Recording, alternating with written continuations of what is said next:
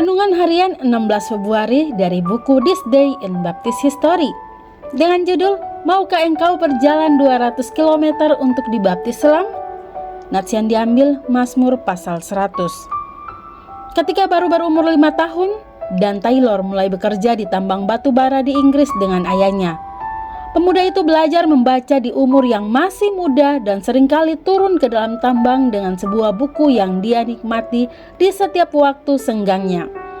Ia tumbuh menjadi seorang pemuda yang kuat. Badannya agak kecil namun kuat, dengan bentuk tidak dirusak oleh kerja keras di sebuah tambang batu bara, melainkan malah semakin diisi. Kelak dalam hidupnya ia menyalahkan ukuran badannya yang pendek karena terlalu lama tidak terkena sinar matahari di bagian dalam bumi selama masa pertumbuhannya. Keluarganya tidak terlalu rohani, tetapi mereka mengklaim sebagai bagian dari gereja Inggris, dan si muda dan dibaptis ketika ia berumur 16 tahun. Namun beberapa tahun kemudian ia menjadi seorang Metodis dan dijadikan sebagai seorang pengkhotbah awan. Ia menyampaikan khotbah pertamanya pada tahun 1761. Tetapi pembelajaran Alkitabnya memimpin dia untuk meminta diselamatkan oleh seorang pelayan baptis. Beberapa orang menolak untuk memberikan kepadanya baptisan orang percaya karena imannya tentang penebusan yang tak terbatas oleh Tuhan kita. Tetapi ia meneruskan penyelidikannya dan akhirnya mendengar tentang sebuah kelompok general baptis atau kelompok baptis yang tidak Calvinis dan percaya unlimited atonement di Lincolnshire. Dan Taylor berjalan kaki pada musim dingin sejauh 200 km agar ia dapat mematuhi perintah Tuhan. Ia dibaptis pada tanggal 16 Februari 1763 hari ini, dan musim gugur berikutnya ia menjadi seorang gembala General Baptis di Wadsworth. Segera Taylor mendapatkan bahwa gereja-gereja General Baptis tidak bergairah, dan dengan gairahnya untuk memenangkan jiwa, ia merasa tidak berada di tempat yang tepat. Keluar dari asosiasi itu, Taylor bersama dengan 9 pelayan lainnya membentuk Assembly of Free Grace General Baptist, dan mereka umumnya disebut sebagai New Connection. Kelompok itu menyatakan kepercayaan mereka tentang kejatuhan dalam dosa dan sifat rusak manusia, kewajiban terhadap hukum moral, keilahian Kristus, penebusan secara universal, janji keselamatan bagi semua orang yang percaya, perlunya kelahiran kembali oleh Roh Kudus, dan kewajiban untuk dibaptis selam setelah bertobat.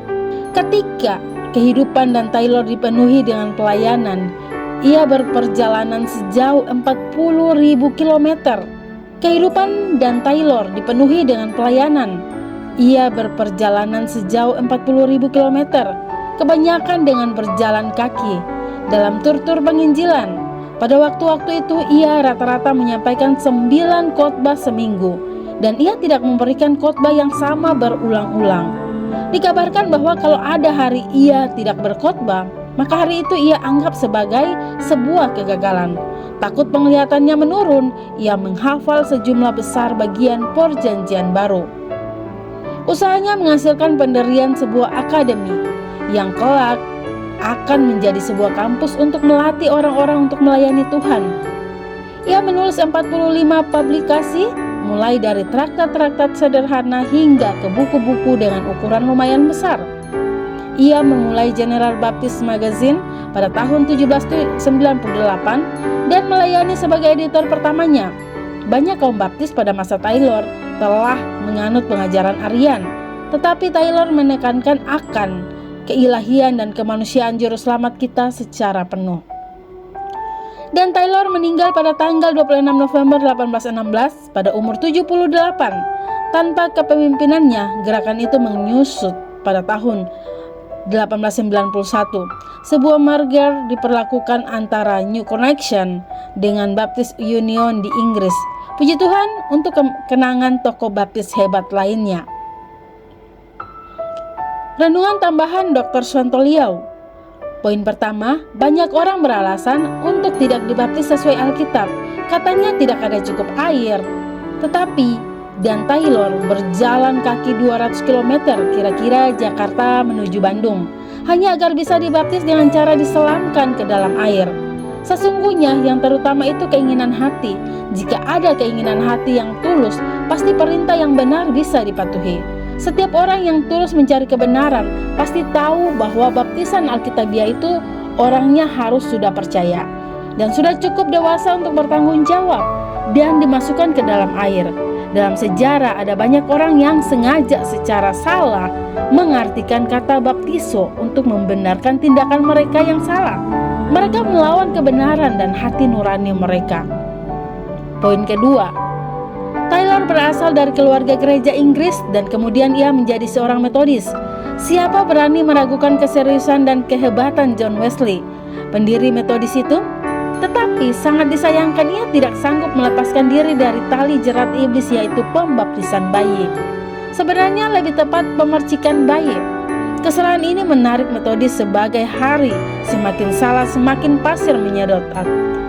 Setelah sejumlah generasi berjalan, gereja Metodis akhirnya semakin dipenuhi jemaat yang tidak lahir baru yang dipercik jadi Kristen sejak bayi. Dan orang-orang demikian menyeret seluruh gereja tenggelam ke dalam kesalahan yang semakin dalam. Poin ketiga, dan Taylor adalah salah seorang yang sangat logis. Ketika sekelompok baptis kehilangan kegairahan memenangkan jiwa, ia tidak. Pada masa itu ada sebagian gereja baptis terwabahi Calvinisme. Dia ternyata masih bisa berpikir logis.